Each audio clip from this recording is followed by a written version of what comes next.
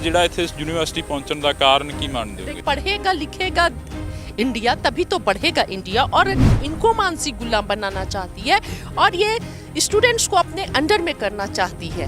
तो ये एक एजेंडा है जिस पर सरकार लगातार काम कर रही है कि कहां से आवाज उठेगी, कहां से क्रांति उठेगी, वो उठने से पहले ही उसको कुचल दिया जाए, दबा दिया जाए, सारे सिस्टम को अपने अंडर में कर लिया जाए। किसान ने ਜਿਹੜੇ ਆਪਣੇ ਮਾਂ-ਬਾਪ ਨੇ ਉਹ ਦਿੱਲੀ ਦੀਆਂ ਬਰੂਹਾਂ ਤੇ ਬੈਠੇ ਨੇ ਤੇ ਦੂਸਰੇ ਪਾਸੇ ਜਿਹੜੇ ਸਟੂਡੈਂਟ ਨੇ ਜਿਹੜੇ ਕਾਲਜਾਂ ਦੇ ਜਵਾਕ ਨੇ ਉਹ ਕਾਲਜਾਂ ਦੇ ਵਿੱਚ ਹੀ ਪ੍ਰੋਟੈਸਟ ਸ਼ੁਰੂ ਕਰਤਾ, ਉਹਨਾਂ ਨੇ ਯੂਨੀਵਰਸਿਟੀਆਂ ਦੇ ਵਿੱਚ ਹੀ ਪ੍ਰੋਟੈਸਟ ਸ਼ੁਰੂ ਕਰਤਾ। ਇਹਦਾ ਕਾਰਨ ਕੀ ਮੰਨੀ ਹੈ? ਜੇ ਦੇਖਿਆ ਜਾਵੇ ਤਾਂ ਜੜ ਇੱਕੋ ਹੈ ਤੇ ਅੱਜ ਜੇ ਕਿਸੇ ਦੀ ਵੀ ਲੜਾਈ ਹੈ ਉਹ ਸਾਰੇ ਇੱਕੋ ਚੀਜ਼ ਦੇ ਅਗੇਂਸਟ ਲੜ ਰਹੇ ਨੇ, ਬੀਜੇਪੀ ਜਾਂ ਆਰਐਸਐਸ ਦੇ ਅਗੇਂਸਟ ਲੜ ਰਹੇ ਨੇ।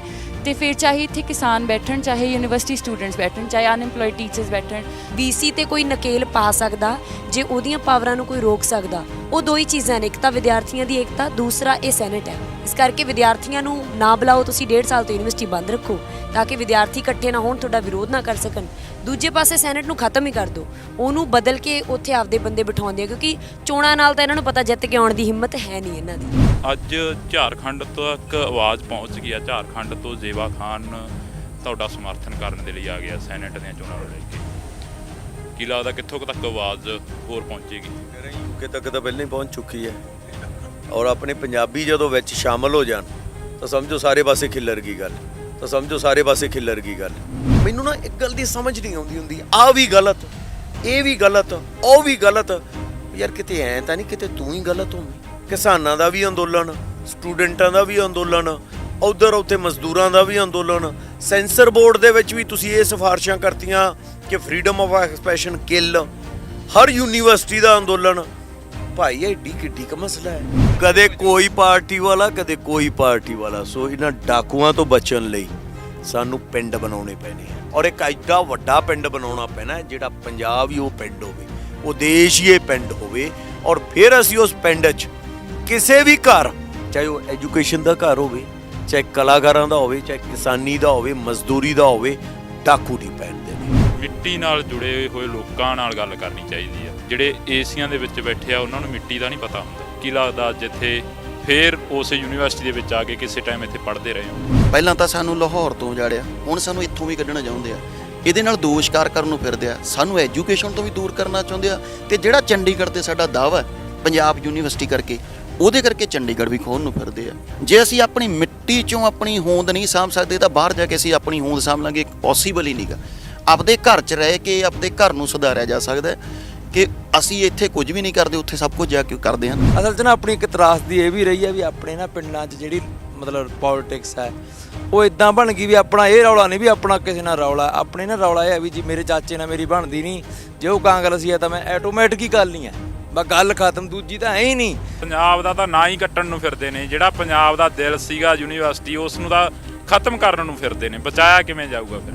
ਬਹੁਤ ਲੋਕ ਆਏ ਨੇ ਪੰਜਾਬ ਨੂੰ ਖਤਮ ਕਰਨ ਲਈ, ਜਿਨ੍ਹਾਂ ਦਾ ਜੀ ਕਰਦਾ ਸੀ। ਨਕਸ਼ੇ ਤਾਂ ਛੋਟਿਆਂ ਜਿਹੇ ਤੋਂ ਬੜੇ ਛੋਟੇ ਛੋਟੇ ਬੰਦੇ ਨੇ ਜਿਨ੍ਹਾਂ ਦੀਆਂ ਗੱਲ ਜਿਹੜੇ ਸੁਪਨਾ ਲੈਂਦੇ ਨੇ ਵੀ ਅਸੀਂ ਖਤਮ ਕਰ ਦਈਏ ਪੰਜਾਬ ਨੂੰ। ਅਸੀਂ ਤਾਂ ਸਵਾਦ ਲੈਂਦੇ ਹਾਂ, ਜਿਵੇਂ ਜਿਵੇਂ ਸਾਨੂੰ ਸਾਗ ਦਾ ਸਵਾਦ ਆਉਂਦਾ, ਸਾਨੂੰ ਤਾਂ ਲੜੇ ਬਿਨਾਂ ਸਵਾਦ ਹੀ ਨਹੀਂ ਆਉਂਦਾ। ਇਦੋਂ ਪਹਿਲਾਂ ਅਸੀਂ ਆਪਸ 'ਚ ਲੜੀਏ, ਸਾਨੂੰ ਤਾਂ ਸਾਡਾ ਦੁਸ਼ਮਣ ਕਲੀਅਰ ਆ ਨਾ ਵੀ ਅਸੀਂ ਉਹਦੇ ਨਾਲ ਲੜਨਾਗਾ। ਸੋ ਸੰਘਰਸ਼ ਜਿੰਨਾ ਮਰਜ਼ੀ ਜ਼ੋਰ ਲਾ ਲੈਣ, ਯੂਨੀਵਰਸਿਟੀਆਂ ਪੰਜਾਬੀ ਨੂੰ ਹਰ ਚੀਜ਼ ਨੂੰ ਜੇ ਖਤਮ ਕਰਨ ਲਈ ਆਉਣਗੇ ਅਸੀਂ ਲੜਾਂਗੇ। ਸਾਡੀਆਂ ਆਉਣ ਵਾਲੀਆਂ ਪੀੜ੍ਹੀਆਂ ਵੀ ਲੜੀਆਂ ਨੇ, ਸਾਡੇ ਵੱਡ ਵਡੇਰੇ ਵੀ ਲੜੇ ਨੇ। ਕੋਈ ਵੀ ਚੀਜ਼ ਹੈ ਜਿਹੜੀ ਦੁਨੀਆ ਦੀ ਪੰਜਾਬ ਨੂੰ, ਪੰਜਾਬੀ ਨੂੰ ਜਾਂ ਸਾਡੀ ਇਤਿਹਾਸ ਨੂੰ ਜਾਂ ਸਾਡੀ ਹੋਂਦ ਨੂੰ ਖਤਮ ਨਹੀਂ ਕਰ ਸਕਦੀ। ਇੱਕ ਗੀਤ ਮੈਨੂੰ ਯਾਦ ਆ ਗਿਆ ਇਹਨਾਂ ਦਾ ਲਿਖਿਆ ਹੋਇਆ, ਬੜਾ ਦਿਲ ਨੂੰ ਲੱਗ ਗਿਆ ਉਹ ਗੀਤ। ਕਦੇ ਨਾ ਕਦੇ ਜਾ ਕੇ ਜਦੋਂ ਸੁਣਦੇ ਹਾਂ ਤਾਂ ਅੱਖਾਂ 'ਚੋਂ ਹੰਝੂ ਗਿਰਨੇ ਸ਼ੁਰੂ ਹੋ ਜਾਂਦੇ ਕਿ ਪੱਗ ਵੇਰੀ ਦਿਆਂ ਕੰਡਿਆਂ ਨੇ ਖੋਲਤੀ ਤੇ ਤਾਰਾਂ ਨੇ ਪਜਾਮਾ ਪਾੜਤਾ।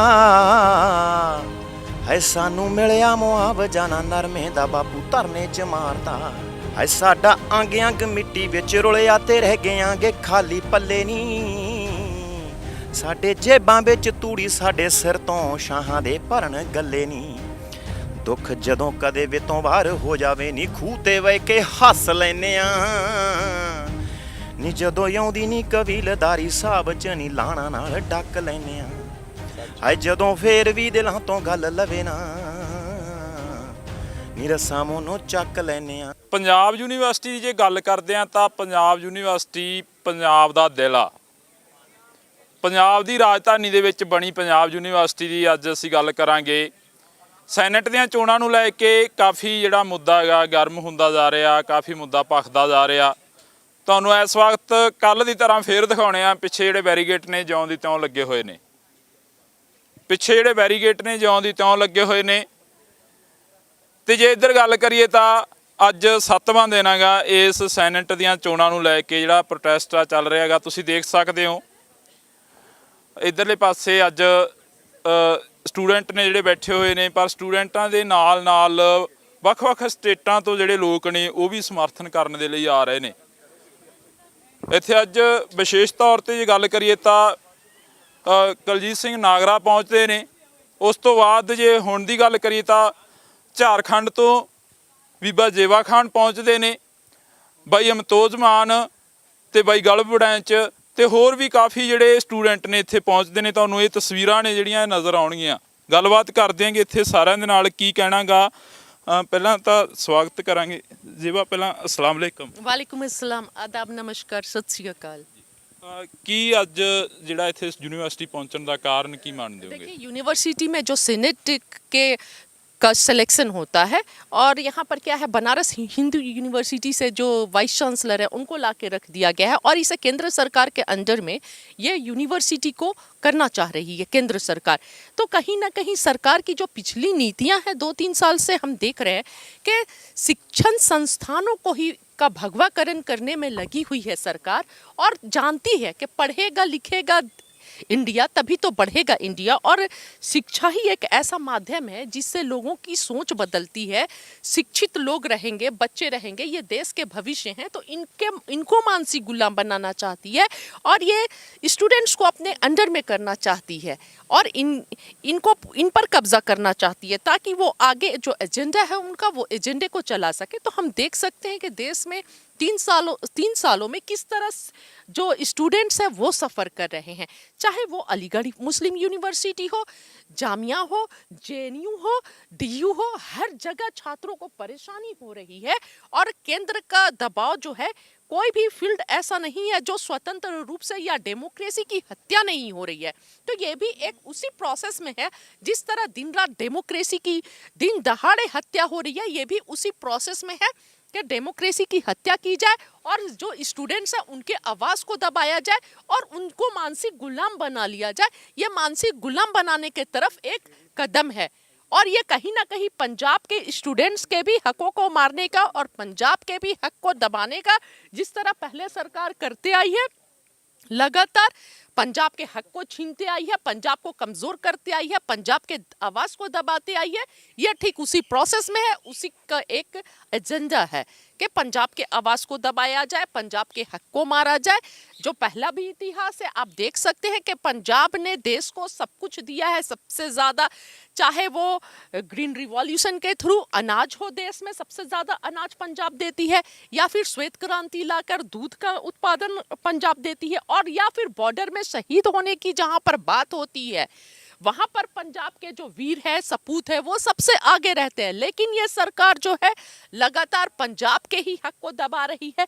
जिस तरह तीनों कृषि कानून लाई थी, काला कानून, क्योंकि पंजाब और हरियाणा ही है सबसे संपन्न है कृषि से, यहाँ के किसान संपन्न है और ये कृषि प्रधान स्टेट है। ये पंजाब और हरियाणा गाँव में बसता है, तो यहाँ पर किसानों के हकों को छीन लेगी, कमज़ोर कर देगी। और बाकी जो बिहार है, उत्तर प्रदेश है, झारखंड है, ये तो ऑलरेडी पहले से ही कमज़ोर है। और ये जो तीनों काला कानून लाई है, ठीक यही कानून बिहार में है, लेकिन वहाँ के किसान जो है देश में सबसे गरीब और सबसे कमज़ोर है।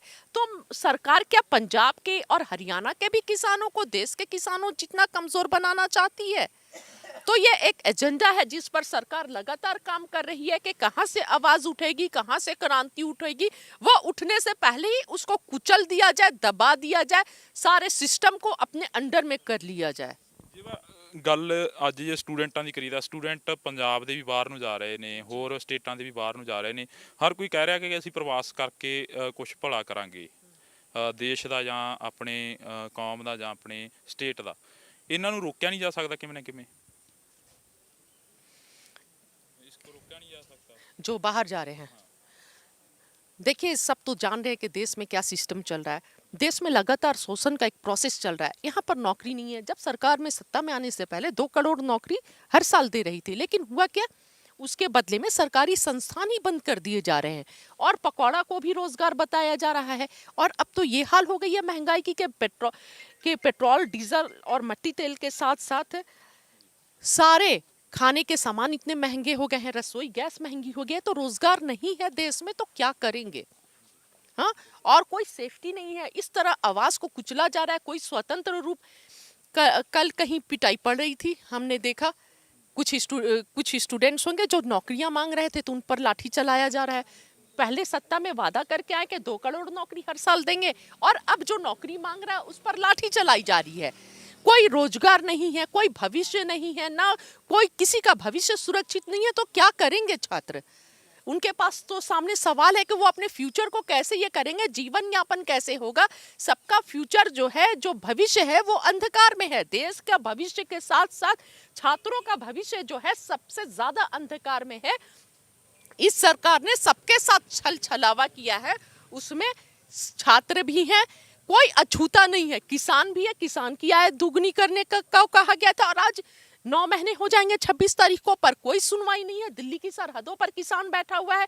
छात्रों को रोजगार मिलना था, यही छात्रों के वोट से जो है सत्ता में आए थे और आज जब छात्र नौकरी मांग रहे हैं तो उन पर लाठियां बरस रही हैं और सारे सिस्टम को एक भगवाकरण करने का प्रोसेस है।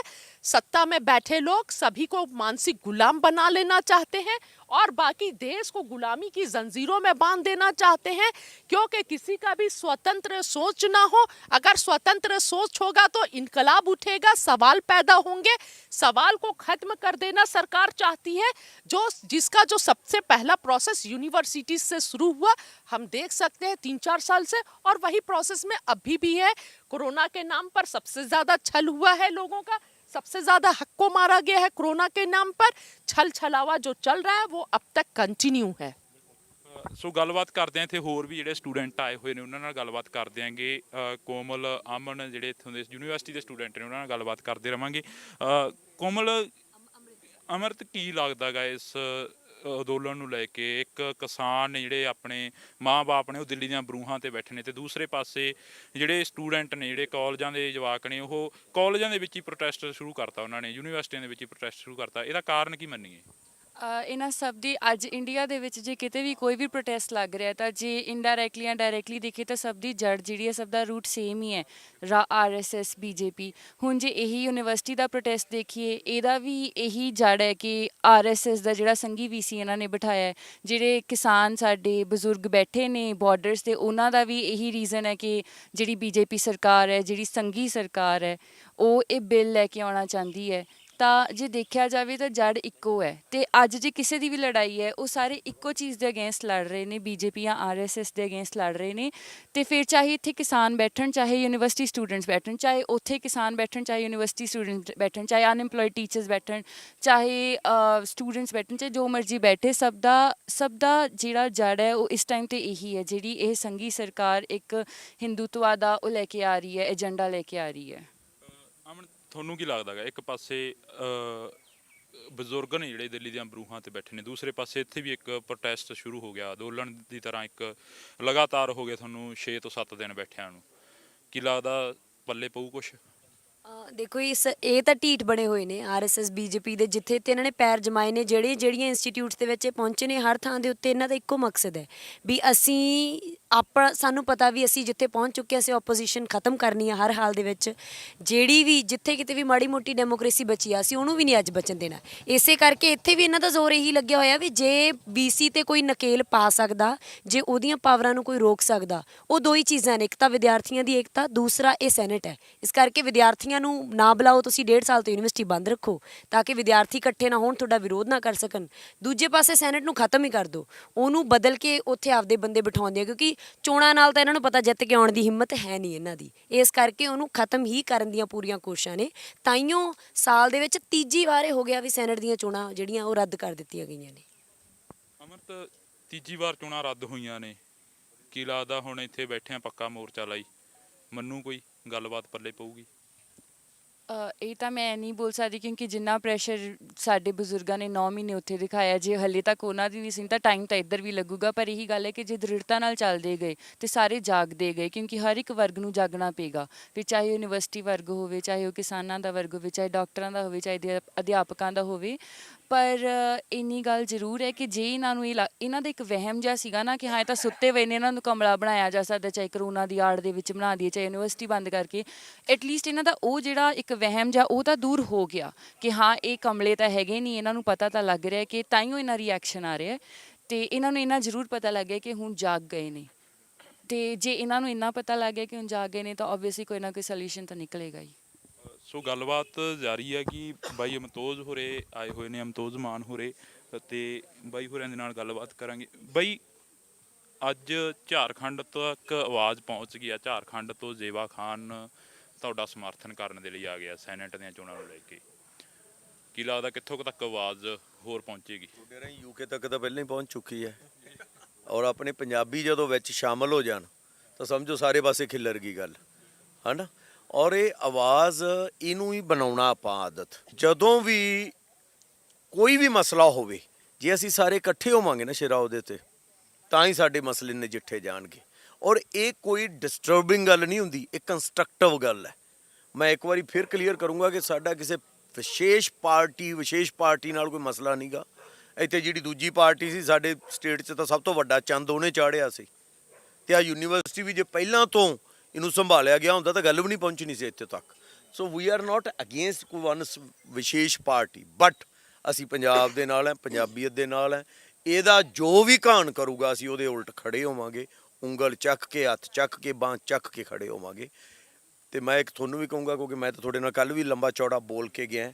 ਗੱਲ ਆਏ ਆ ਇਧਰ ਸਟਾਲਨ ਬੈਠੇ ਨੇ, ਇਹ ਬੈਠੇ ਨੇ, ਇਹ ਬੜੀਆਂ ਲੰਬੀਆਂ ਚੌੜੀਆਂ ਆਵਾਜ਼ਾਂ ਨੇ, ਉਧਰ ਪ੍ਰੇਮ ਸਿੰਘ ਹੋਰੀ ਬੈਠੇ, ਇਹਨਾਂ ਨੂੰ ਜ਼ਰੂਰ ਸੁਣੋ, ਕਿਉਂਕਿ ਇਹ ਉਹ ਲੋਕ ਨੇ ਜੋ ਇਸ ਮਿੱਟੀ 'ਚ ਰੰਗੇ ਹੋਏ ਨੇ, ਇਸ ਮਿੱਟੀ ਦੇ ਕੀ ਕਹਿ ਲਓ ਤੁਸੀਂ ਪਦਾਇਸ਼ ਨੇ, ਜਾਂ ਇਸ ਮਿੱਟੀ 'ਚੋਂ ਨਿਕਲੇ ਹੋਏ ਨੇ। ਅੱਜ ਵੀ ਮਿੱਟੀ ਇਹਨਾਂ ਦੇ ਵਿੱਚੋਂ ਉਹਦੀ ਮਹਿਕ ਆਉਂਦੀ ਹੈ। ਔਰ ਇਹ ਸਾਰੇ ਲੋਕ ਇਸ ਯੂਨੀਵਰਸਿਟੀ ਨਾਲ ਵੀ ਕਿਸੇ ਨਾ ਕਿਸੇ ਤਰੀਕੇ ਨਾਲ ਜੁੜੇ ਨੇ। ਤਾਂ ਇਹਨਾਂ ਦੀਆਂ ਆਪਾਂ ਉਹ ਫੀਲਿੰਗਸ, ਇਹ ਜਿਹੜੀਆਂ ਫੀਲਿੰਗਸ ਨੇ, ਇਹ ਦੁਨੀਆ ਤੱਕ ਪਹੁੰਚਾਈਏ ਕਿ ਕਿਉਂ ਨੇ। ਮੈਨੂੰ ਨਾ ਇੱਕ ਗੱਲ ਦੀ ਸਮਝ ਨਹੀਂ ਆਉਂਦੀ ਹੁੰਦੀ, ਆਹ ਵੀ ਗਲਤ, ਇਹ ਵੀ ਗਲਤ, ਉਹ ਵੀ ਗਲਤ। ਯਾਰ ਕਿਤੇ ਐਂ ਤਾਂ ਨਹੀਂ ਕਿਤੇ ਤੂੰ ਹੀ ਗਲਤ ਹੋਵੇਂ? ਇੰਨੇ ਜਣੇ ਗਲਤ ਹੋ ਗਏ। ਕਿਸਾਨਾਂ ਦਾ ਵੀ ਅੰਦੋਲਨ, ਸਟੂਡੈਂਟਾਂ ਦਾ ਵੀ ਅੰਦੋਲਨ, ਉਧਰ ਉੱਥੇ ਮਜ਼ਦੂਰਾਂ ਦਾ ਵੀ ਅੰਦੋਲਨ, ਸੈਂਸਰ ਬੋਰਡ ਦੇ ਵਿੱਚ ਵੀ ਤੁਸੀਂ ਇਹ ਸਿਫਾਰਸ਼ਾਂ ਕਰਤੀਆਂ ਕਿ ਫਰੀडम ਆਫ ਐਕਸਪ੍ਰੈਸ਼ਨ ਕਿੱਲ, ਹਰ ਯੂਨੀਵਰਸਿਟੀ ਦਾ ਅੰਦੋਲਨ। ਭਾਈ ਐਡੀ ਕਿੱਡੀ ਕੁ ਮਸਲਾ ਹੈ, ਨਜ਼ਰਸਾਨੀ ਕਰ ਲਓ ਆਪਦੇ ਫੈਸਲਿਆਂ ਤੇ। ਹੋ ਸਕਦਾ ਹੈ ਗਲਤ ਹੋਵੋ, ਇਹਨੂੰ ਸਹੀ ਕਰ ਲਓ ਪਲੀਜ਼, ਬੇਨਤੀ ਹੈ, ਹੱਥ ਜੋੜ ਕੇ ਹੈ। ਤੁਸੀਂ ਆਪਦਾ ਏਜੰਡੇ ਦੀ ਗੱਲ ਕਰਨਾ ਚਾਹੁੰਦੇ ਹੋ, ਅਸੀਂ ਤੁਹਾਡੇ ਨਾਲ ਲੱਗਾਂਗੇ, ਆ ਸਾਰੇ ਨਾਲ ਲੱਗਣਗੇ, ਅਸੀਂ ਵੀ ਨਾਲ ਲੱਗਾਂਗੇ। ਚੰਗਾ ਤਾਂ ਕਰੋ, ਤੇ ਜੇ ਮਾੜਾ ਕਰੋਗੇ ਭਰਾਵਾ ਵਿਰੋਧ ਕਰਾਂਗੇ। ਸਾਡਾ ਤੁਹਾਡੇ ਨਾਲ ਕੋਈ ਸਪੈਸ਼ਲ ਵਿਰੋਧ ਨਹੀਂਗਾ, ਸਾਡਾ ਤੁਹਾਡੇ ਵਰਗੇ ਹਰ ਉਸ ਬੰਦੇ ਨਾਲ ਵਿਰੋਧ ਹੈ ਜੋ ਡੈਮੋਕ੍ਰੇਸੀ ਨੂੰ ਮਾਰੂਗਾ। ਇਹ ਡੈਮੋਕ੍ਰੈਟਿਕ ਯੂਨੀਵਰਸਿਟੀ ਹੈ, ਇਹਨੂੰ ਤੁਸੀਂ ਨੋਮੀਨੇਟਡ ਬਣਾ ਦਿਓਗੇ, ਫਿਰ ਇਸ ਤੋਂ ਬਾਅਦ ਸਟੇਟਾਂ ਨੂੰ ਕਹਿ ਦਿਓਗੇ, ਫਿਰ ਦੇਸ਼ ਨੂੰ ਕਹਿ ਦਿਓਗੇ। ਇਹ ਉਹ ਖਿੱਤਾ ਹੈ ਜਿਹੜਾ ਦੂਜੇ ਤੇ ਜੋ ਵੀ ਪ੍ਰੋਬਲਮ ਹੁੰਦੀ ਸੀ ਉਹਦੇ ਅੱਗੇ ਜਾ ਕੇ ਖੜ ਜਾਂਦੇ ਸੀ ਲੋਕ ਕਿ ਤੂੰ ਇਹਦੇ ਨਾਲ ਧੱਕਾ ਕਿਉਂ ਕਰ ਰਿਹਾ। ਵੀ ਇੱਕ ਮਸ਼ਹੂਰ ਗੱਲ ਸੁਣੀ ਹੋਣੀ ਹੈ, ਕਾਫੀ ਸਾਰੇ ਸ਼ਿਕਾਰੀ ਆ ਗਏ ਖਰਗੋਸ਼ ਨੂੰ ਘੇਰੀ ਫਿਰਨ, ਤੇ ਇੱਕ ਬੰਦਾ ਆਇਆ ਪਿੰਡ ਚੋਂ ਨਿਕਲ ਕੇ, ਉਹਦੀ ਜ਼ਮੀਨ ਸੀ। ਆਂਦਾ ਕੀ ਗੱਲ ਹੈ, ਕਿਉਂ ਇੰਨੇ ਇਕੱਠੇ ਹੋਏ ਫਿਰਦੇ ਹੋ, ਕੋਈ ਚੋਰ ਚਾਰ ਹੈ? ਆਂਦੇ ਨਹੀਂ ਖਰਗੋਸ਼ ਹੈ। ਆਂਦੇ ਅੱਛਾ ਉਹ ਕੱਲਾ ਤੇ ਤੁਸੀਂ ਇੰਨੇ, ਮੈਂ ਖਰਗੋਸ਼ ਹੈ, ਲਾਓ ਇੱਧਰ ਪਹਿਲਾਂ ਮੇਰੇ ਨਾਲ ਸਿੱਝੋ। ਤਾਂ ਇਸ ਤਰ੍ਹਾਂ ਦੀ ਜਿਹੜੇ ਪ੍ਰਵਿਰਤੀ ਦੇ ਲੋਕ ਹੋਣ ਨਾ, ਜੇ ਅਸੀਂ ਖਰਗੋਸ਼ ਨਾਲ ਖੜ ਸਕਦੇ ਹਾਂ ਤਾਂ ਆਪਦੀ ਪੰਜਾਬ ਯੂਨੀਵਰਸਿਟੀ ਨਾਲ ਨਹੀਂ ਖੜਾਂਗੇ ਔਰ ਉਵੇਂ ਖੜ ਗਏ ਆ।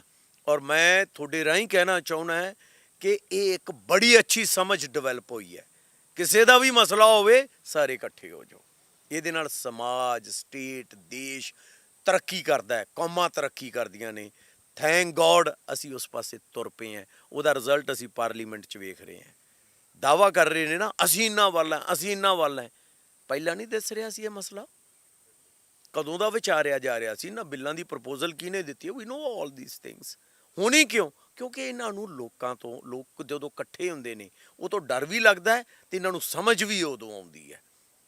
ਸੋ ਇਕੱਠੇ ਹੋਵੋ, ਜਦੋਂ ਤੁਸੀਂ ਸਹੀ ਹੋਗੇ ਮਜਾਲ ਕੀ ਹੈ ਨਾ ਕਰਨ। ਸੋ ਪਲੀਜ਼ ਇਹਨਾਂ ਸਾਰਿਆਂ ਦੀ ਜ਼ਮੀਨ ਦੇ ਪੁੱਤਰਾਂ ਦੀ ਲਓ ਪੁੱਛੋ, ਤਾਂ ਜੋ ਤੁਹਾਡੇ ਰਾਹੀਂ ਇੰਗਲੈਂਡ 'ਚ ਵੀ ਔਰ ਸਾਰੀ ਦੁਨੀਆ 'ਚ ਇਹ ਗੱਲ ਪਹੁੰਚੇ ਕਿ ਇਹ ਸਾਰੇ ਲੋਕ ਕਿਉਂ ਅੰਦੋਲਤ ਹੋਏ। ਗੱਲ ਕਰਦੇ ਆਂਗੇ, ਜਿਵੇਂ ਬਾਈ ਨੇ ਕਿਹਾ ਕਿ ਮਿੱਟੀ ਨਾਲ ਜੁੜੇ ਹੋਏ ਲੋਕਾਂ ਨਾਲ ਗੱਲ ਕਰਨੀ ਚਾਹੀਦੀ ਆ। ਜਿਹੜੇ ਏਸੀਆਂ ਦੇ ਵਿੱਚ ਬੈਠੇ ਆ ਉਹਨਾਂ ਨੂੰ ਮਿੱਟੀ ਦਾ ਨਹੀਂ ਪਤਾ ਹੁੰਦਾ। ਕੀ ਲੱਗਦਾ ਜਿੱਥੇ ਫੇਰ ਉਸ ਯੂਨੀਵਰਸਿਟੀ ਦੇ ਵਿੱਚ ਆ ਕੇ ਕਿਸੇ ਟਾਈਮ ਇੱਥੇ ਪੜ੍ਹਦੇ ਰਹੇ ਹੋਗੇ? ਦੇਖੋ ਬਾਈ ਜੀ, ਇਹ ਨਾ ਜਿਵੇਂ ਬਾਈ ਜੀ ਨੇ ਕਿਹਾ ਕਿ ਪੰਜਾਬ ਦਾ ਮਸਲਾ, ਕਈ ਵਾਰ ਆਪਾਂ ਆਪਣੇ ਲੋਕ ਨਾ ਜੱਜਮੈਂਟਲ ਬਹੁਤ ਆ ਕਿ ਕਿਸਾਨ ਅੰਦੋਲਨ 'ਚ ਗਏ, ਇੱਥੇ ਕਿਉਂ ਆਏ ਉੱਥੇ। ਸਾਨੂੰ ਇਹ ਗੱਲ ਸਮਝਣੀ ਚਾਹੀਦੀ ਹੈ ਕਿ ਜਿੱਥੇ ਵੀ ਇਹ ਭੀੜ ਪੈ ਰਹੀ ਹੈ, ਪੰਜਾਬ ਤੇ ਭੀੜ ਪੈ ਰਹੀ ਹੈ। ਕੱਲੀ ਇੱਕ ਯੂਨੀਵਰਸਿਟੀ ਹੈ ਪੰਜਾਬ ਯੂਨੀਵਰਸਿਟੀ, ਪਹਿਲਾਂ ਤਾਂ ਸਾਨੂੰ ਲਾਹੌਰ ਤੋਂ ਉਜਾੜਿਆ ਹੈ ਨਾ, ਹੁਣ ਸਾਨੂੰ ਇੱਥੋਂ ਵੀ ਕੱਢਣਾ ਚਾਹੁੰਦੇ ਆ।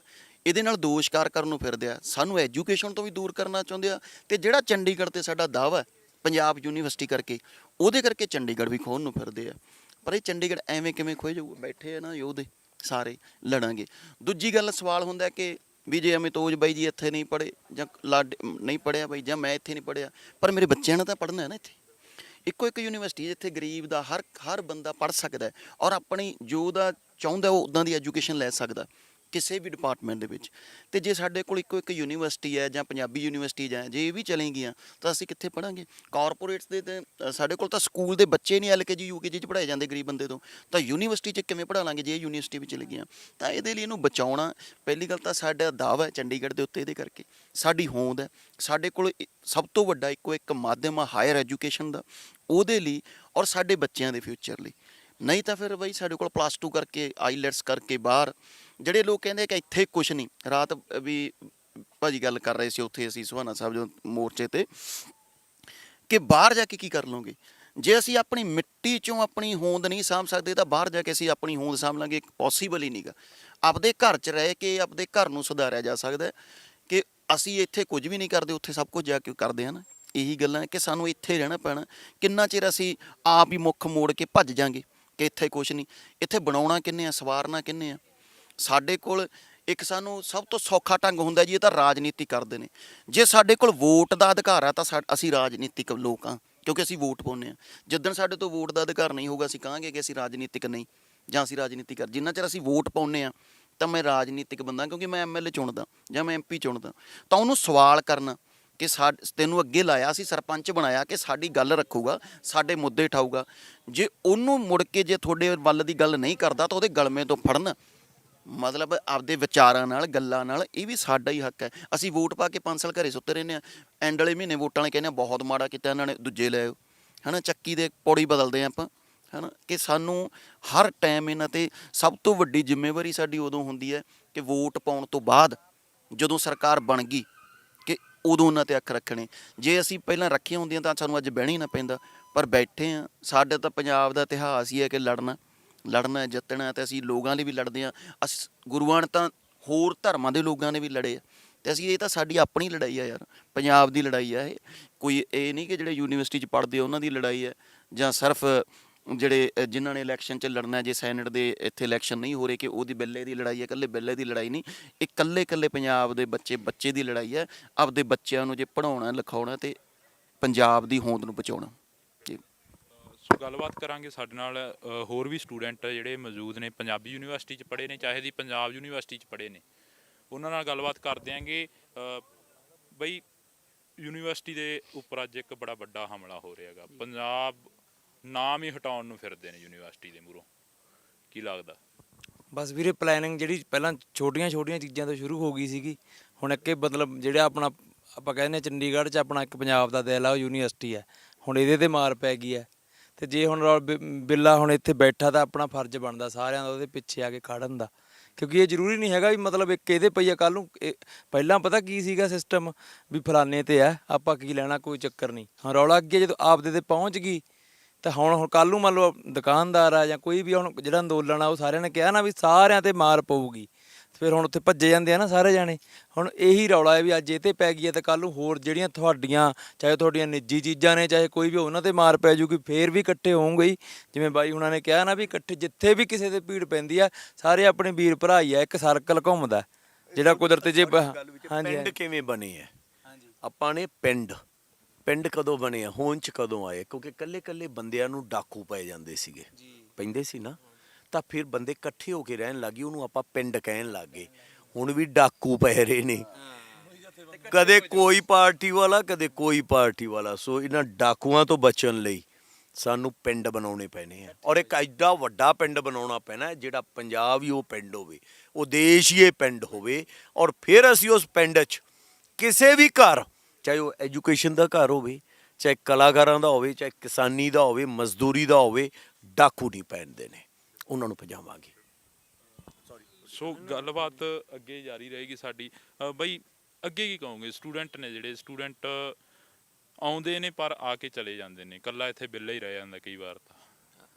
ਬਾਈ ਇਹੀ ਬੇਨਤੀ ਕਰਦੇ ਆ। ਇਹ ਪਤਾ ਕੀ, ਅੱਜ ਆ ਕੇ ਬੈਠੇ, ਮੈਂ ਪਹਿਲਾਂ ਵੀ ਆਇਆ ਸੀਗਾ, ਬਾਈ ਵੀ ਕੱਲ ਆ ਕੇ ਗਏ, ਦੁਬਾਰਾ ਕਿਉਂ ਆਏ ਆ ਵੀ ਸਾਰੇ ਸ਼ਾਇਦ ਬਾਈ ਕਰਕੇ ਆ ਜਾਣ, ਜਾਂ ਮੰਨ ਲਾ ਸਾਡੇ ਕਰਕੇ 2 ਬੰਦੇ ਆ ਜਾਣ, ਐਂ ਕਰਕੇ ਸਾਰੇ ਜੁੜ ਕੇ ਬਹਿ ਜਾਣ। ਆਹ ਸਟਾਲਨ ਆਇਆ, ਮੰਨ ਲਾ ਕੋਈ ਜਿਹੜੇ ਰੋਜ਼ ਆਉਂਦੇ, ਅਸੀਂ ਤਾਂ ਹੁਣ ਇਹ ਮਨਾਇਆ ਵੀ ਜਦੋਂ ਯਾਰ ਵਿਹਲੇ ਆ, ਜਦੋਂ ਟਾਈਮ ਤੁਹਾਡੇ ਕੋਲ ਮਤਲਬ ਆਪਦਾ ਡਿਊਟੀ ਸਮਝ ਕੇ ਰੋਜ਼ ਉੱਥੇ ਜਾ ਕੇ ਬਹਿ ਜਾਓ। ਵੈਸੇ ਕਿਹੜਾ ਆਪਾਂ ਘਰੇ ਜਾ ਉਹ ਨਹੀਂ ਕਰਦੇ, ਮਤਲਬ ਇੱਥੇ ਆ ਕੇ ਬਹਿ ਜਾਓ ਤਾਂ ਕਿ ਤੁਹਾਨੂੰ ਦੇਖ ਕੇ 2 ਜਣੇ ਆ ਜਾਣ, 3 ਜਣੇ ਆ ਜਾਣ। ਤੇ ਬਾਕੀ ਮੇਰੀ ਸਾਰਿਆਂ ਨੂੰ ਉਹ ਬੇਨਤੀ ਹੈ ਵੀ ਇੱਥੇ ਵੈਸੇ ਆਪਾਂ ਯੂਨੀਵਰਸਿਟੀ ਜਿਹੜੇ ਬੰਦੇ ਨਹੀਂ ਪੜ੍ਹੇ, ਜ਼ਰੂਰੀ ਨਹੀਂ ਇੱਥੇ ਖਾਣ ਪੀਣ ਆਉਂਦੇ ਹੁੰਦੇ ਸੀ, ਜਾਂ ਜਿਨ੍ਹਾਂ ਨੂੰ ਯੂਨੀਵਰਸਿਟੀ ਵਧੀਆ ਲੱਗਦੀ ਸੀ, ਹੁਣ ਉਹ ਵਧੀਆ ਜਿਹੜੀ ਚੀਜ਼ ਆ ਤੁਹਾਡੀ, ਜਿਹਨੂੰ ਤੁਸੀਂ ਫੇਵਰੇਟ ਕਹਿੰਦੇ ਹੁੰਦੇ ਸੀ, ਉੱਥੇ ਕੋਈ ਮਾੜਾ ਟਾਈਮ ਆ ਗਿਆ ਤਾਂ ਇੱਕ ਬੰਦਾ ਉਹਦੀ ਅਗਵਾਈ ਕਰੀ ਬੈਠਾ ਤਾਂ ਉਹਦੇ ਬਸ ਹੋਰ ਕੁਝ ਨਹੀਂ, ਆ ਕੇ ਦਰੀਆਂ 'ਤੇ ਬਹਿ ਜਾਓ, ਬਸ ਇੰਨਾ ਹੀ ਬਹੁਤ ਆ। ਤੇ ਬਾਕੀ ਜਦੋਂ ਕਿਸੇ ਨੂੰ ਰਸ਼ ਦਿਸੂਗਾ ਨਾ ਤਾਂ ਆਪੇ ਹੀ ਥੋੜੇ ਕਰਕੇ ਭੀੜ ਕਾਫਲਾ ਬਣ ਜਾਂਦੀ ਹੈ। ਤੇ ਸਾਰਿਆਂ ਤੇ ਅਸਲ 'ਚ ਨਾ ਆਪਣੀ ਇੱਕ ਤਰਾਸਦੀ ਇਹ ਵੀ ਰਹੀ ਹੈ ਵੀ ਆਪਣੇ ਨਾ ਪਿੰਡਾਂ 'ਚ ਜਿਹੜੀ ਮਤਲਬ ਪੋਲਿਟਿਕਸ ਹੈ ਉਹ ਇਦਾਂ ਬਣ ਗਈ ਵੀ ਆਪਣਾ ਇਹ ਰੌਲਾ ਨਹੀਂ ਵੀ ਆਪਣਾ ਕਿਸੇ ਨਾਲ ਰੌਲਾ, ਆਪਣੇ ਨਾ ਰੌਲਾ ਇਹ ਹੈ ਵੀ ਜੀ ਮੇਰੇ ਚਾਚੇ ਨਾਲ ਮੇਰੀ ਬਣਦੀ ਨਹੀਂ, ਜੇ ਉਹ ਕਾਂਗਰਸੀ ਹੈ ਤਾਂ ਮੈਂ ਆਟੋਮੈਟਿਕ ਹੀ ਗੱਲ ਨਹੀਂ ਹੈ, ਬਸ ਗੱਲ ਖਤਮ। ਦੂਜੀ ਤਾਂ ਐ ਹੀ ਨਹੀਂ, ਅਸੀਂ ਉਹਨਾਂ ਤੋਂ ਵੱਡਿਆਂ ਨੂੰ ਤਾਂ ਮੈਨੂੰ ਲੱਗਦਾ ਮਿਲੇ ਨਹੀਂ, ਜਾਂ ਲਾ ਹਨਾ ਵੀ ਉਹ ਐਂ ਹੋ ਗਿਆ ਵੀ ਅਸੀਂ ਆਟੋਮੈਟਿਕ ਹੀ ਦੂਜੇ ਪਾਸੇ ਹੋ ਗਏ। ਪਰ ਹੁਣ ਇਹ ਚੀਜ਼ਾਂ ਟੁੱਟਦੀਆਂ ਜਾਂਦੀਆਂ ਨੇ। ਤੇ ਆਮ ਆਦਮੀ ਪਾਰਟੀ ਜਿਵੇਂ ਆਪਾਂ ਕਹਿੰਦੇ, ਚਲੋ ਉਹਨਾਂ ਨੇ ਲੋਕਾਂ ਨੂੰ ਸਵਾਲ ਕਰਨ ਲਾਤਾ, ਹੁਣ ਸਾਰਿਆਂ ਨੂੰ ਹੀ ਸਵਾਲ ਹੋਣ ਲੱਗ ਪਏ ਨਾ, ਇੱਕ ਰੀਤ ਜੀ ਚੱਲਦੀ ਹੁੰਦੀ ਹੈ। ਉਸ ਤੋਂ ਬਾਅਦ ਸਿਸਟਮ ਸਾਰਾ ਹੁਣ ਇਹੀ ਗੱਲ ਹੋ ਗਈ ਵੀ ਹੁਣ ਮਤਲਬ ਚੋਰ ਸਾਰੀਆਂ, ਮਤਲਬ ਜਿਵੇਂ ਆਪਾਂ ਯੂਨੀਵਰਸਿਟੀ ਨੂੰ ਪੈ ਗਏ ਜਾਂ ਸਾਰੀਆਂ ਜਿੱਤੇ ਲੋਕ ਇਕੱਠੇ ਹੋਣ ਲੱਗ ਗਏ। ਬਾਈ ਉਹਨਾਂ ਦੇ ਕਹਿਣ ਵਾਂਗੂ ਮੈਸੇਜ ਦੇਤਾ, ਇਕੱਠੇ ਹੋ ਗਏ, ਤੇ ਇਹ ਚੀਜ਼ ਵਧੀਆ, ਇਹ ਸਾਬਤ ਚੰਗੀ ਹੋਊਗੀ। ਇਹ ਸ਼ੁਰੂ ਧਰਨੇ ਨਹੀਂ ਕੀਤਾ, ਧਰਨੇ ਤੋਂ ਹੀ ਸ਼ੁਰੂ ਹੋਇਆ ਕੰਮ ਲੋਕਾਂ ਦੇ ਇਕੱਠੇ ਹੋਣ ਦਾ। ਹੁਣ ਅੱਜ ਇੱਥੇ ਦੇਖ ਲਓ ਸਾਰੇ ਇਕੱਠੇ ਹੋ ਗਏ ਨਾ, ਹੁਣ ਹੋਰ ਵੀ ਰੱਬ ਕਰੇ ਜੇ ਕੋਈ ਇਹੋ ਜਿਹੀ ਗੱਲ ਹੋਊਗੀ ਤਾਂ ਸਾਰੇ ਇੱਕ ਦੂਜੇ ਤੋਂ ਮੂਹਰੇ ਹੋ ਕੇ ਆਉਣਗੇ। ਸੋ ਗੱਲਬਾਤ ਜਾਰੀ ਰਹੇਗੀ ਸਾਡੀ। ਜਿਵੇਂ ਬਾਈ ਨੇ ਕਿਹਾ ਗਿਆ ਕਿ ਮਿੱਟੀ ਨਾਲ ਜੁੜੇ ਲੋਕ ਨੇ, ਸਾਡੇ ਨਾਲ ਇਸ ਵਕਤ ਤਾਰਾਪਾਲ ਵੀ ਮੌਜੂਦ ਨੇ। ਤਾਰਾਪਾਲ ਦੇ ਨਾਲ ਗੱਲਬਾਤ ਕਰਾਂਗੇ। ਪਹਿਲਾਂ ਦੱਸ ਦਈਏ ਕਿ ਇੱਕ ਗੀਤ ਮੈਨੂੰ ਯਾਦ ਆ ਗਿਆ ਇਹਨਾਂ ਦਾ ਲਿਖਿਆ ਹੋਇਆ, ਪੱਗ ਬੇਰੀ ਦਿਆਂ ਕੰਡਿਆਂ ਨੇ ਖੋਲਤੀ ਤੇ ਤਾਰਾਂ ਨੇ ਪਜਾਮਾ ਪਾੜਤਾ, ਸਾਨੂੰ ਮਿਲਿਆ ਨਾ ਮੁਆਵਜ਼ਾ ਓਏ ਨਰਮੇ ਦਾ ਬਾਪੂ ਧਰਨੇ 'ਚ ਮਾਰਤਾ।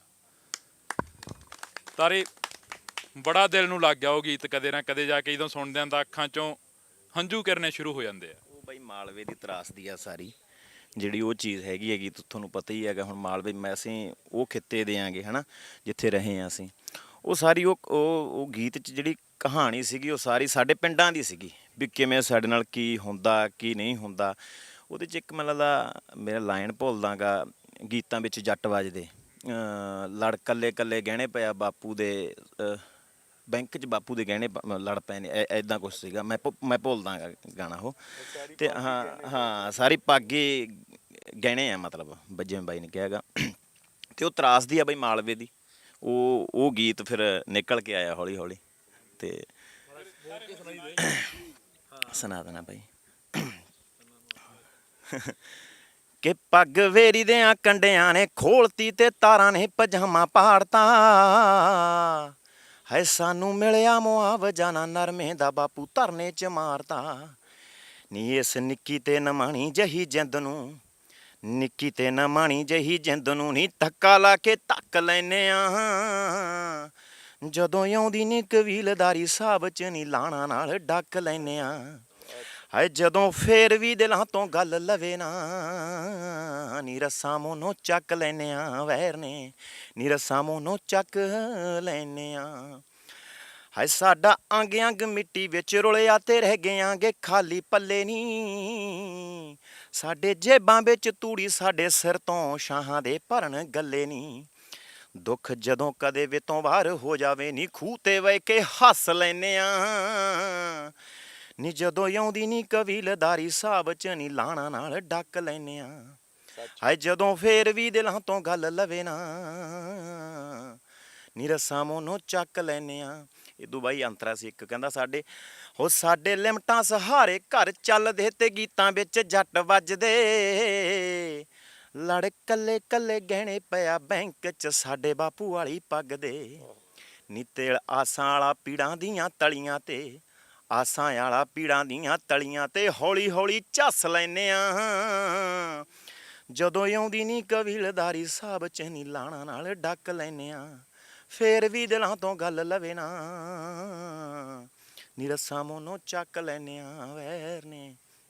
ਇਹਦਾ ਲਾਸਟ ਸੀਗਾ ਬਾਈ ਕਿ ਖੜੀ ਮੱਚ ਗਈ ਏਕੜ ਚਾਰ ਕਣਕ ਤੇ 35-11 ਵਿੱਚ ਰਹਿ ਗਿਆ, ਉਹ ਫਿਰ ਖਾ ਗਿਆ ਵੇ ਅੱਜ ਰਹਿੰਦੀ ਫਸਲ ਨੂੰ ਆੜਤੀਆ ਘਰੇ ਕਹਿ ਗਿਆ, ਨੀ ਜਿਹੜੀ ਅੱਗ ਕੋਲੋਂ ਡਰਦੀ ਐ ਦੁਨੀਆ ਹਾਏ ਉਹਦੇ ਵਿੱਚ ਮੱਚ ਲੈਨੇ ਆ, ਨੀ ਜਦੋਂ ਆਉਂਦੀ ਨੀ ਕਬੀਲਦਾਰੀ ਸਾਹਿਬ ਚ ਹੈਲਾਣਾ ਨਾਲ ਡੱਕ ਲੈਨੇ ਆ, ਫੇਰ ਵੀ ਦਿਲਾਂ ਤੋਂ ਗੱਲ ਲਵੇ ਨਾ, ਨੀ ਰੱਸਾਂ ਮੋਨੋਂ ਚੱਕ ਲੈਨੇ ਆ ਵੈਰ ਨੇ, ਨੀ ਰੱਸਾਂ ਮੋਨੋਂ ਚੱਕ ਲੈਨੇ ਆ।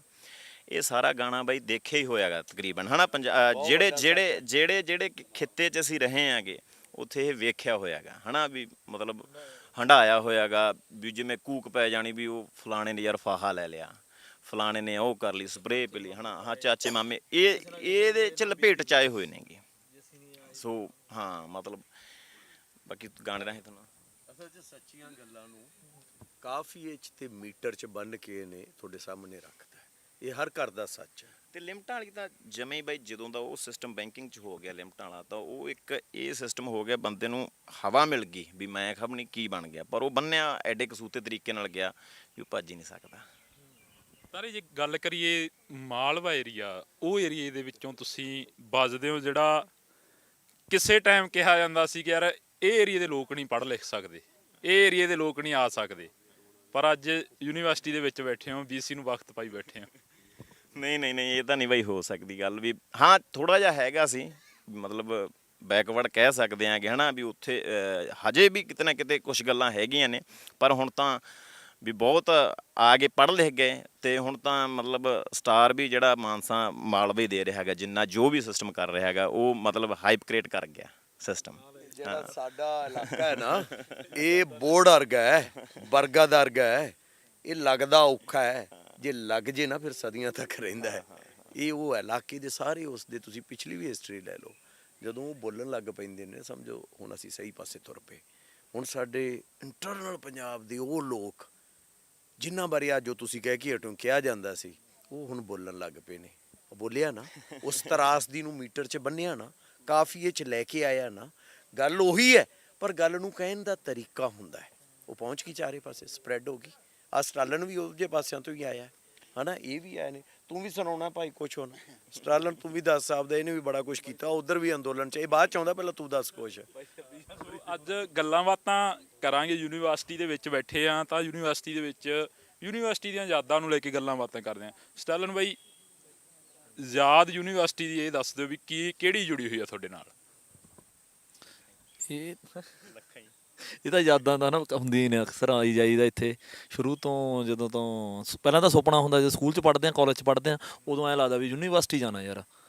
ਤੇ ਖਾਸ ਕਰਕੇ ਪਟਿਆਲਾ, ਚੰਡੀਗੜ੍ਹ ਯੂਨੀਵਰਸਿਟੀ, ਜਦੋਂ ਕੋਈ ਪਿੰਡੋਂ ਬੰਦਾ ਆਉਂਦਾ, ਯੂਨੀਵਰਸਿਟੀ ਤੋਂ ਦੋਸਤ ਮਿੱਤਰ ਆਉਂਦਾ, ਉਹਨੂੰ ਬੜੇ ਉਹ ਐਂ ਜਿਹੇ ਦੇਖਣਾ ਯਾਰ ਵੀ ਯਾਰ ਯੂਨੀਵਰਸਿਟੀ ਤੋਂ ਆਇਆ ਗਾ, ਵੀ ਯਾਰ ਅਸੀਂ ਵੀ ਜਾਵਾਂਗੇ ਕਦੇ। ਚਲੋ ਖੈਰ ਅਸੀਂ ਚੰਗੇ ਭਲੇ ਵਧੀਆ ਪਰਿਵਾਰਾਂ 'ਚੋਂ ਆ, ਵੀ ਸਾਨੂੰ ਯੂਨੀਵਰਸਿਟੀਆਂ 'ਚ ਆਉਣ ਦਾ ਮੌਕਾ ਮਿਲ ਗਿਆ, ਇੱਥੇ ਯਾਦਾਂ ਉਸਾਰਨ ਦਾ ਮੌਕਾ ਮਿਲ ਗਿਆ।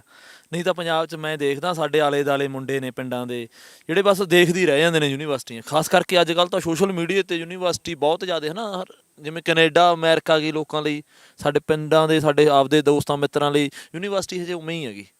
ਅਸੀਂ ਤਾਂ ਚਲੋ ਮੈਂ ਯਾਦਾਂ ਤਾਂ ਚਲੋ ਕੀ ਦੱਸਾਂ ਵੀ ਕਿੰਨੀਆਂ ਕੁ ਨੇ, ਕਾਫੀ ਬਹੁਤ ਯਾਦਾਂ ਨਾਲ ਹੀ ਸੰਸਾਰ ਭਰਿਆ ਹੋਇਆ ਜੀ, ਜੀਵਨ ਯਾਦਾਂ ਦੇ ਨਾਲ ਹੀ ਹੈ ਨਾ। ਕਿਉਂਕਿ ਜਦੋਂ ਪੜ੍ਹਨ ਤੋਂ ਬਾਅਦ ਇੱਥੇ ਆ ਜਾਈਦਾ ਫਿਰ ਯਾਦਾਂ ਹੀ ਯਾਦਾਂ ਨੇ। ਰੋਜ਼ ਹੁਣ ਤਾਰੇ ਨੂੰ ਪਤਾ ਹੀ ਆ, ਸਾਰੇ ਅਸੀਂ ਇਕੱਠੇ ਇੱਥੇ, ਤੇ ਬਿੱਲੇ ਬਾਈ ਨੂੰ ਵੀ ਪਤਾ ਵੀ ਸਟੂਸੀ ਲਾ ਲਓ, ਚਾਹੇ ਪਟਿਆਲੇ ਯੂਨੀਵਰਸਿਟੀ ਦੀਆਂ ਲਾ ਲਓ, ਇਹ ਤਾਂ ਇੱਥੇ ਯਾਦਾਂ ਹੀ ਨੇਗੀਆਂ ਸਾਰੀਆਂ।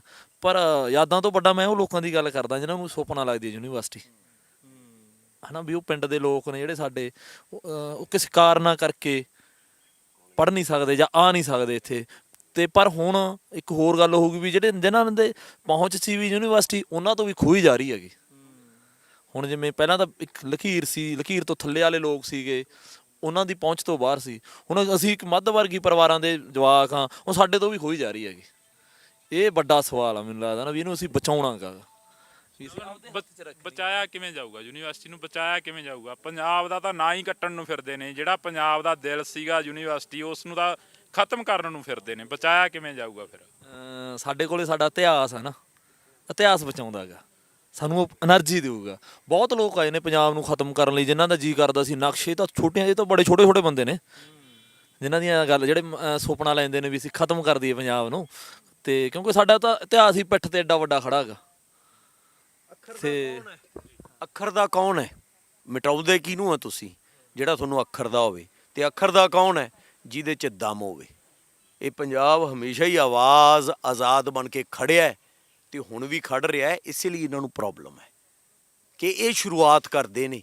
ਆਹ ਅੰਦੋਲਨ ਨੇ, ਕਿਸਾਨਾਂ ਵਾਲੇ ਨੇ ਕਰਤੀ ਨਾ ਸ਼ੁਰੂਆਤ, ਹੋ ਗਈ ਨਾ ਸ਼ੁਰੂਆਤ। ਆਹ ਯੂਨੀਵਰਸਿਟੀ ਹੋਰ ਸਾਰਾ ਕੁਝ ਉੱਠੂਗਾ, ਇੱਥੋਂ ਸ਼ੁਰੂਆਤ ਹੋ ਕੇ ਸਾਰੇ ਦੇਸ਼ 'ਚ ਜਾਂਦੀ ਹੈ। ਇਸੇ ਲਈ ਮੈਂ ਤੁਹਾਡੇ ਰਾਹੀਂ ਇਹਨਾਂ ਨੂੰ ਆਉਣਾ ਕਿ ਇਹ ਕੰਮ ਨਾ ਕਰਿਓ। ਜੇ ਜਿੰਨਾ ਦੱਬੂਗੇ ਨਾ, ਕੁਦਰਤਨ ਹੈ, ਜਿੰਨਾ ਦੱਬੂਗੇ ਉਨਾ ਜ਼ਿਆਦਾ ਉਛਲਦੀ ਹੈ ਚੀਜ਼। ਕਿੰਨੀ ਕੁ ਦੱਬ ਲੂੰਗੇ? ਸੰਘਰਸ਼ਾਂ 'ਚ ਸਵਾਦ ਆਉਂਦਾ, ਅਸੀਂ ਤਾਂ ਸਵਾਦ ਲੈਂਦੇ ਆ। ਜਿਵੇਂ ਜਿਵੇਂ ਸਾਨੂੰ ਸਾਗ ਦਾ ਸਵਾਦ ਆਉਂਦਾ, ਸਾਨੂੰ ਤਾਂ ਲੜੇ ਬਿਨਾਂ ਸਵਾਦ ਹੀ ਨਹੀਂ ਆਉਂਦਾ। ਇਦੋਂ ਪਹਿਲਾਂ ਅਸੀਂ ਆਪਸ 'ਚ ਲੜੀਏ, ਸਾਨੂੰ ਤਾਂ ਸਾਡਾ ਦੁਸ਼ਮਣ ਕਲੀਅਰ ਆ ਨਾ ਵੀ ਅਸੀਂ ਉਹਦੇ ਨਾਲ ਲੜਨਾ ਗਾ। ਸੋ ਸੰਘਰਸ਼ ਜਿੰਨਾ ਮਰਜ਼ੀ ਜ਼ੋਰ ਲਾ ਲੈਣ, ਯੂਨੀਵਰਸਿਟੀਆਂ ਪੰਜਾਬੀ ਨੂੰ, ਹਰ ਚੀਜ਼ ਨੂੰ ਜੇ ਖਤਮ ਕਰਨ ਲਈ ਆਉਣਗੇ, ਅਸੀਂ ਲੜਾਂਗੇ। ਸਾਡੀਆਂ ਆਉਣ ਵਾਲੀਆਂ ਪੀੜ੍ਹੀਆਂ ਵੀ ਲੜੀਆਂ ਨੇ, ਸਾਡੇ ਵੱਡ ਵਡੇਰੇ ਵੀ ਲੜੇ ਨੇ। ਤਾਂ ਮੈਨੂੰ ਲੱਗਦਾ ਜਦੋਂ ਤੱਕ ਅਸੀਂ ਲੜਦੇ ਰਹਾਂਗੇ, ਜਥੇਬੰਦ ਰਹਾਂਗੇ, ਮੈਨੂੰ ਲੱਗਦਾ ਕੋਈ ਵੀ ਸ਼ਕਤੀ, ਕੋਈ ਵੀ ਚੀਜ਼ ਆ ਜਿਹੜੀ ਦੁਨੀਆ ਦੀ ਪੰਜਾਬ ਨੂੰ, ਪੰਜਾਬੀ ਨੂੰ, ਜਾਂ ਸਾਡੀ ਇਤਿਹਾਸ ਨੂੰ, ਜਾਂ ਸਾਡੀ ਹੋਂਦ ਨੂੰ ਖਤਮ ਨਹੀਂ ਕਰ ਸਕਦੀ। ਸੰਘਰਸ਼ ਜਿਹੜਾ ਹੁੰਦਾ ਨਾ, ਸੰਘਰਸ਼ ਤੁਹਾਨੂੰ ਜ਼ਿੰਦਗੀ ਦੇ ਦਿੰਦਾ ਹੈ।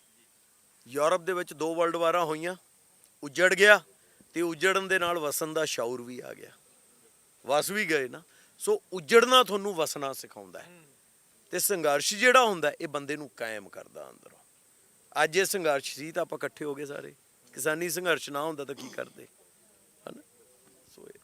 ਸੋ ਗੱਲਬਾਤ ਜਾਰੀ ਰਹੇਗੀ, ਪਰ ਪਹਿਲਾਂ ਤੁਹਾਨੂੰ ਦੱਸ ਦਈਏ ਕਿ ਬਾਈ ਅਮਤੋਜ ਮਾਨ ਦਾ ਇੱਕ ਅਦਾਕਾਰ ਸੀਗੇ, ਜਿਹੜਾ ਕਿ ਇੱਕ ਰੋਲ ਸੀਗਾ, ਉਹ ਸੁੱਬੇ ਬਾਈ ਦਾ ਰੋਲ ਸੀ, ਹਨਾ ਬਾਈ?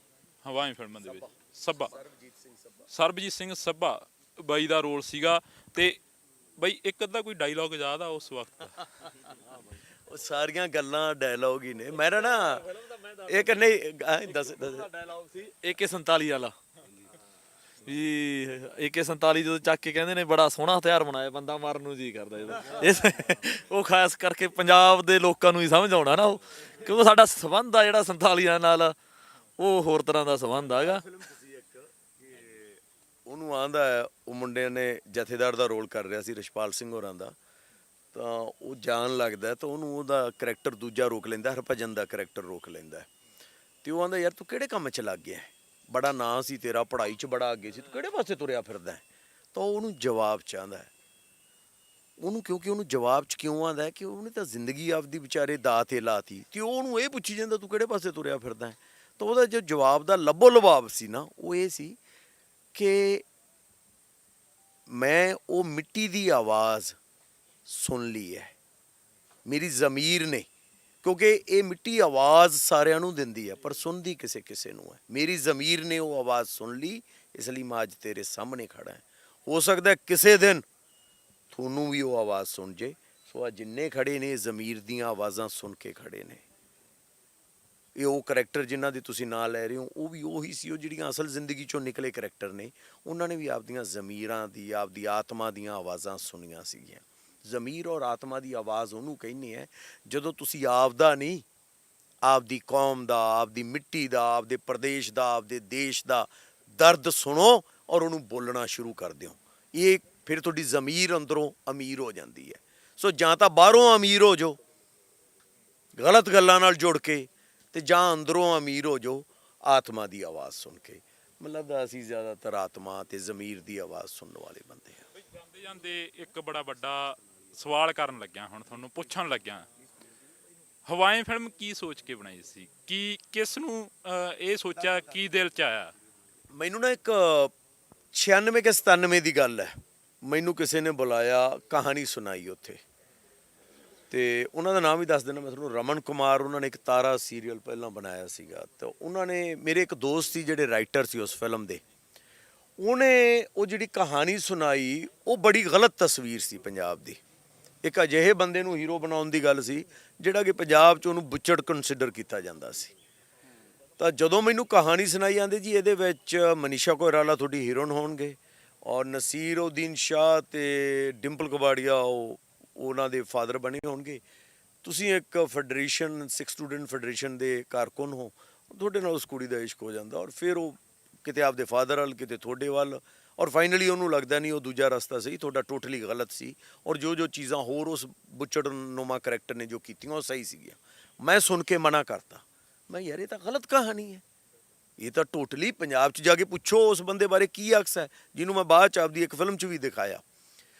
ਤੇ ਉਹਨੂੰ ਤਾਂ ਮੈਂ ਮਨਾ ਕਰਕੇ ਆ ਗਿਆ। ਫਿਰ ਮੈਂ ਸੋਚਿਆ ਮਨਾ, ਕਿਉਂਕਿ ਮੈਂ ਤਾਂ ਐਕਟਰ ਸੀ ਉਦੋਂ ਤੱਕ, ਮੈਂ ਸੋਚਿਆ ਜੇ ਇਹ ਗਲਤ ਹੈ ਤਾਂ ਫਿਰ ਸਹੀ ਕੌਣ ਦਿਖਾਊਗਾ। ਉਹ ਦਿਨ ਜਾਂਦਾ ਸ਼ੇਰਾ। ਉਸ ਤੋਂ ਬਾਅਦ ਫਿਰ ਮੈਂ ਲਿਖਣਾ ਸ਼ੁਰੂ ਕੀਤਾ। ਮੈਨੂੰ ਯਾਦ ਹੈ ਮੇਰੀ ਬਿਲਡਿੰਗ ਉੱਥੇ ਸੀ, ਉਹਦਾ ਨਾਂ ਸੀ ਕ੍ਰਿਸ਼ਨਾ ਅਪਾਰਟਮੈਂਟ, ਹੁਣ ਵੀ ਹੈਗੀ ਉੱਥੇ ਆਫਿਸ ਆਪਣਾ। ਉਹਦੀ ਛੱਤ 'ਤੇ ਮੈਂ ਤੁਰਦਾ ਫਿਰਦਾ ਹੁੰਦਾ ਸੀ।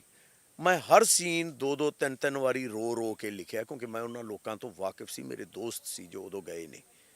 ਉਹ ਰੀਅਲ ਕਰੈਕਟਰਾਂ ਤੋਂ ਚਿੱਤਰ, ਪੂਰੇ ਕਰੈਕਟਰ ਕੱਢੇ ਮੈਂ, ਚਿੱਤਰੇ ਉਹ ਫਿਲਮ ਦੇ ਉੱਚ, ਔਰ ਉਹ ਘਟਨਾਵਾਂ ਚੱਕੀਆਂ ਜਿਨ੍ਹਾਂ ਨੂੰ ਇੱਕ ਲੜੀ 'ਚ ਪਰੋਇਆ। ਤਾਂ ਮੇਰਾ ਮਕਸਦ ਇਹ ਸੀ ਕਿ ਜੋ ਮੈਨੂੰ ਬੜੇ ਬੰਦਿਆਂ ਨੇ ਪੁੱਛਿਆ ਪੰਜਾਬੀ 'ਚ ਕਿਉਂ ਨਹੀਂ ਬਣਾਈ, ਉਹ ਮੈਂ ਕਿਹਾ ਮੈਨੂੰ ਅੰਗਰੇਜ਼ੀ 'ਚ ਬਣਾਉਣੀ ਨਹੀਂ ਆਉਂਦੀ, ਮੇਰੀ ਉਨੀ ਕਮਾਂਡ ਨਹੀਂ ਗੀ, ਵਰਨਾ ਮੈਂ ਅੰਗਰੇਜ਼ੀ 'ਚ ਬਣਾਉਂਦਾ, ਮੈਂ ਦੁਨੀਆ ਨੂੰ ਦੱਸਦਾ ਜੋ ਸਾਡੇ ਨਾਲ ਹੋਇਆ। ਸਾਨੂੰ ਤਾਂ ਪਤਾ ਹੈ, ਦੁਨੀਆ ਨੂੰ ਵੀ ਤਾਂ ਪਤਾ ਲੱਗਿਆ ਕੀ ਹੋਇਆ। ਸੋ ਦੈਟਸ ਦੀ ਰੀਜ਼ਨ ਕਿ ਮੈਂ ਉਹ ਫਿਲਮ ਨੂੰ ਬਣਾਵਾਂ ਤੇ ਮੈਂ ਦੱਸਾਂ। ਉਹਦੀ ਫਿਲਮ ਦੇ ਐਂਡ ਤੇ ਵੀ ਮੈਂ ਕਿਹਾ ਹੈ, ਆਇਡੈਂਟੀਫਾਈ ਕਰੋ ਜਿਨ੍ਹਾਂ ਨੇ ਉਹ ਘਟਨਾਵਾਂ ਕੀਤੀਆਂ ਔਰ ਜਿਨ੍ਹਾਂ ਕਰਕੇ ਉਹ ਹਵਾਵਾਂ ਚੱਲੀਆਂ, ਜਿਹਦੇ ਵਿੱਚ 50,000 ਮੁੰਡਾ ਇੱਥੋਂ ਦਾ ਮਾਰਿਆ ਗਿਆ। ਕੌਣ ਸੀਗੇ ਉਹ? ਉਹਨਾਂ ਦੇ ਮਾਂ-ਬਾਪ ਅੱਜ ਵੀ ਰੁਲਦੇ ਫਿਰਦੇ ਨੇ। ਉਹ ਕੌਣ ਮਾਰ ਗਿਆ ਉਹਨਾਂ ਨੂੰ? ਦਿੱਲੀ ਦੇ ਵਿੱਚ ਐਡਾ ਵੱਡਾ ਕਤਲੇਆਮ ਹੋਇਆ, ਕਾਨਪੁਰ 'ਚ ਹੋਇਆ, ਉਹ ਹਵਾ ਮਾਰ ਗਈ ਜਾਂ ਪਾਣੀ? ਕਿੰਨੇ ਬੰਦਿਆਂ ਨੂੰ ਸਜ਼ਾ ਦਿੱਤੀ ਹੈ ਤੁਸੀਂ? 1 2 3? ਮੈਂ ਉੱਥੇ ਇੰਟਰਵਿਊ ਕੀਤਾ ਬੜਿਆਂ ਬੰਦਿਆਂ ਨੂੰ। ਮੈਂ ਕਿਹਾ ਤੁਹਾਡੇ ਨਾਲ, ਉਹ ਮੁੰਡਾ ਸੀ 19 ਸਾਲ ਦਾ ਸੀ ਜਦੋਂ ਦਿੱਲੀ ਦੇ ਵਿੱਚ ਦੰਗੇ ਨਹੀਂ, ਕਤਲੇਆਮ ਕਵਾਂਗੇ, ਜੈਨੋਸਾਈਡ ਜੋ ਕੀਤਾ ਗਿਆ, ਜਦੋਂ ਕਤਲੇਆਮ ਕੀਤਾ ਗਿਆ ਦਿੱਲੀ ਦੇ ਵਿੱਚ, ਹੁਣ ਉਹ ਦੂਜੀ ਪਾਰਟੀ ਹੈ। ਜਦੋਂ ਉਹ ਹੋਇਆ ਮੈਂ ਉਸ ਮੁੰਡੇ ਨੂੰ ਪੁੱਛਿਆ, ਮੈਂ ਕਿਹਾ ਬੇਟਾ ਕੀ ਲੱਗਦਾ ਤੈਨੂੰ? 19 ਸਾਲ ਦਾ ਸੀ, ਇਹ 2003 ਦੀ ਗੱਲ ਹੈ। ਮੈਨੂੰ ਆਉਂਦਾ ਜੀ ਮੈਂ 6 ਮਹੀਨੇ ਦਾ ਸੀ ਤੇ ਮੈਂ ਰੋ ਪਿਆ। ਮੇਰੀ ਮਾਂ ਔਰ ਮੇਰੀ ਭੈਣ ਲੁਕੇ ਹੋਏ ਸੀ, ਮੇਰੇ ਫਾਦਰ ਨੂੰ ਮਾਰ ਦਿੱਤਾ ਗਿਆ ਸੀ ਬਾਹਰ, ਉਹ ਸ਼ਾਹਦਰਾ ਦੇ ਵਿੱਚ ਘਰ ਆ ਉਹਨਾਂ ਦਾ, ਔਰ ਉਹਨਾਂ ਨੇ ਦਰਵਾਜ਼ਾ ਵੀ ਉਹ ਰੱਖਿਆ ਸੀ ਜੋ ਸੱਬਲਾਂ ਮਾਰ ਕੇ ਤੋੜਿਆ ਗਿਆ ਸੀਗਾ। ਮੈਨੂੰ ਤਾਂ ਉਹਨਾਂ ਨੂੰ ਮਾਰ ਦਿੱਤਾ ਗਿਆ ਸੀ, ਸਾਨੂੰ ਭਾਲ ਰਹੇ ਸੀਗੇ, ਅਸੀਂ ਲੁਕੇ ਹੋਏ ਸੀ। ਮੈਂ ਰੋ ਪਿਆ ਤਾਂ ਮੇਰੀ ਮਾਂ ਉਹਦੇ ਨਾਲ ਬੈਠੀ ਸੀ, ਉਹਦੀ ਮਾਂ ਆਂਦੀ ਉਹਨੇ ਮੇਰੇ ਇੱਥੇ ਮਾਰਿਆ ਐਂ ਕਰਕੇ।